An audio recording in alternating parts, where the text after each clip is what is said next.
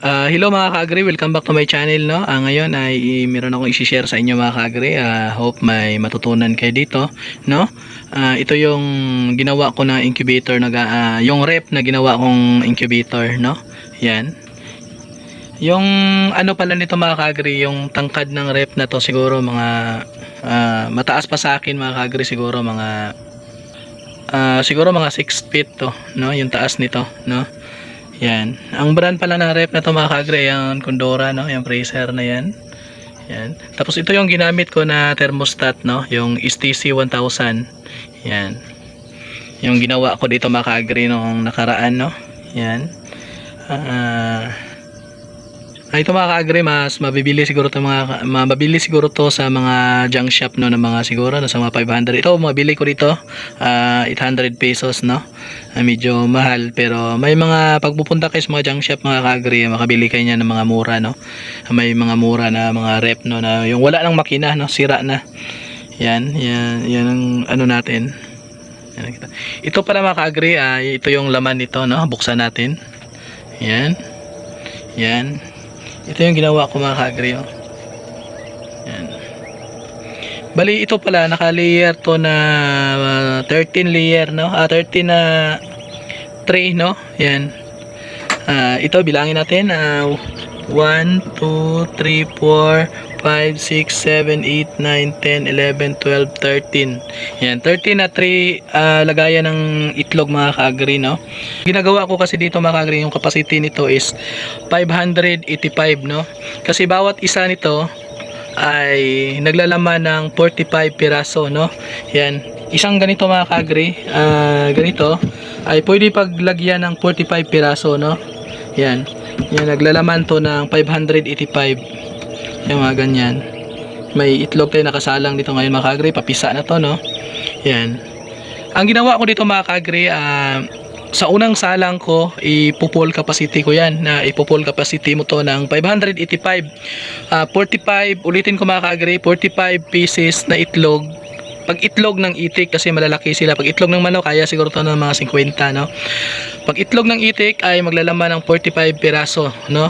Yan. Tapos hanggang doon, 45 times 13 equals 585 ang laman nitong rep na to, no. Yan. Tapos mag-hatching na mga ka-agri, gawin nyo tong hatchery. Mas maganda ay gawin nyo lang to ng mga 35 to 40, no. Kasi unang handling yan mga ka-agri, mas medyo luluwag yan kasi may mga unfertile na mga itlog. Kukunin mo yon, yung mga ispi, no, o yung mga pinoy, kuhanin yon at luluwag yan doon dito. Pero ang sa akin ito mga ka-agri, ginawa ko, ulitin ko ulit, yung unang salang ko dito, yung first day talaga, imamax ko talaga yung 585, no. Yan, tapos first handling yan mga ka-agri, may malalaglag yan na 50 pieces, yun naman yung mababawasan sila, no. Yan, ganun lang kasimple mga ka-agri yung ginawa ko, no. Yan, binutasan ko lang yung ano dito, yung para maglagyan ng thermostat at sa mga wire na papunta doon, no. Tapos dito ko nilagay yung ano mga ka-agri, yung temperature niya na ano. Yan. Tapos yung ano mga ka-agri, yung dito sa ilalim, ang ginawa ko lang dito, yung ano niya, nilagyan dito para harangan. Tapos lagyan ko lang ng butas dito para yung hangin mag-ano yan doon sa taas, no. Yan, isasarado natin. Tapos yan lang sit up ko sa ilalim mga ka-agri. Yung ilaw dalawa, ang ginawa ko kasi dito sa akin ay isang 25 watts at saka isang 50 watts, no. Tapos yung blower na ginamit ko, isa lang. Yan. Yan, ano lang mga ka-agri. Yan, isang blower lang yan, galing doon sa PVC, papakita ko mamaya doon sa likod, no. Galing yan doon sa likod, magsi-circulate yung ano na yan, yung hangin na yan. Ganyan lang. Yung ano niyan mga ka-agri, ang kagandahan kasi dito sa ganitong setup, yung tubig at saka yung ilaw, bubugahan niya, no. Maaakyat niya yung temperature at saka humidity. Yan. Punta tayo dito sa likod mga ka-agri, papakita ko sa inyo. Ito naman yung setup ko sa likod, no. Nilagyan ko ng PVC, no, na PVC number 3 at saka gumamit ako ng dalawang elbow. Naka-elbow din yun sa baba, no. Yan. Ang purpose kasi niyan mga ka-agri ay isi-circulate niya yung isi-circulate niya yung init, no? Galing doon, ang init doon galing doon sa baba, yung nilagyan natin ng ilaw, iaakyat niya dan papunta diyan, magmikos-mikos yan diyan sa ilalim, sa loob, at yung iba naman ilalabas niya doon, hihigupin naman niya. May panahon pa siya mga ka-agri pag dumaan diyan sa PVC, lalamig yung hangin, no? Yung hangin na yan bababa ulit, ibubugahan ulit yan doon yung ilaw at saka yung tubig, temperature at saka humidity niya, iaakyat ulit yan papunta diyan, paikot-ikot lang yung hangin, no?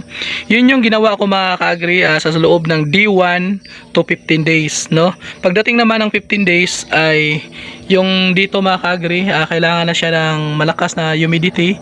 Ang ginawa ko niyan mga ka-agri ay tinanggal ko to, no? Dati kasi pag 1 day to 15 days ay nakasalpak talaga yan dyan, nakaganito yan, nakabaon talaga yan mga ka-agri dyan, naka ano yan hanggang dito. Pagdating ng 15 days kasi yung itlog ng itik ay pagdating ng 15 days ay magkaroon na ng sariling temperature, mag-overheat na siya. Kaya ang ginawa ko, nilagyan ko ng giwang, no, para yung ibang init, sobrang init ay makalabas dyan. Yan. Kasi pag hindi mo yan ganyan mga ka-agri, mag-overheat yung itlog, no? Mag-overheat yung incubator natin. Ayun naman yung ikakasira ng ating mga sinalang natin na mga itlog ng itik, no? Yan lang kasimple mga ka-agri, no? Simpleng sit up lang to, pero pang ano lang. Pero pag may mga budget naman kayo mga ka-agri, pwede kayong bumili ng mga incubator. Ito na sa akin ay manual incubator lang to, no? Ang ginawa ko dito, first 7 days or 5 to 7 days, huwag nyong galawin yung itlog, no? Hayaan nyo muna yun mag-develop, kasi pag hinalo-halo mo yun mga ka-agri, pa possible na mamatay dahil magagalaw yung nade-develop, yung maliliit yung mga ugat, mapuputol yun. Kaya ang ginawa ko ay hindi mo na haluin ng isang linggo, no? 5 to 7 days, wag mong haluin, wag mong gagalawin yung itlog. Kung ano yung nakasalang dyan, pagsalang mo ng first day, ay yun na yung hanggang 7 days, 5 to 7 days bago mo hahaluin. Pagdating ng 7 days mga ka-agri, pwede mo na siyang haluin ng dahan-dahan every 8 hours, no? Hanggang umabot ng 23 days, haluin mo yon every 8 hours dahil kailangan na ng mga itlog na mahalo sila dahil para yung sisiw hindi lang doon sa isang side, no? Yan lang mga ka-agri, simpleng sit up lang na aking incubator, no? Ang nagastos ko lang dito mga ka-agri is maliit lang, mga siguro 1,000 lang mahigit, no? Bumili ako ng kahoy, ang ginamit ko dyan is 1x2, no? Tapos ako pinanday ko lang, tapos bumili lang ako ng ganito, siguro 2 metros, no? Gumastos na ako dyan ng mga, yung ginamit ko dito mga ka-agri na yung net ay ito, yung uno yung ginamit ko, pero mas maganda mga ka-agri ay 3/4 ata to, pero mas maganda mga ka-agri ang gamitin nyo na ay yun ng 1/2 para yung paa ng mga itik or sisiw na nilagay nyo dito, hindi sila mahuhulog yung kasi delikado din to mga ka-agri sa ulo. Maganda lang to. Ang ginawa ko kasi dito mga ka-agri, pag mag-hatching na ako ay nilagyan ko yan ng pino na screen, no? Yan lang mga ka-agri, sana may natutunan kayo dito sa akin, no? Sa aking vlog, dito sa aking ginawa na rep na ginawa kong incubator, no? Yan. Ganun lang kasimple mga ka-agri, no? Sana mga ka-agri, kung may mga katanungan kayo, pwede kayo mag-comment dyan sa baba. Gagawa natin ng panibagong vlog ng ating mga video. Hindi naman natin masasabi lahat kung ano yung hindi nyo naintindihan. Kung hindi naman naintindihan mga ka-agri o may mga katanungan kayo, pwede kayo mag-comment dyan sa baba, no? Para gagawa natin ng panibagong video. Yan lang mga ka-agri, no? Hope may natutunan kayo sa aking vlog ngayon.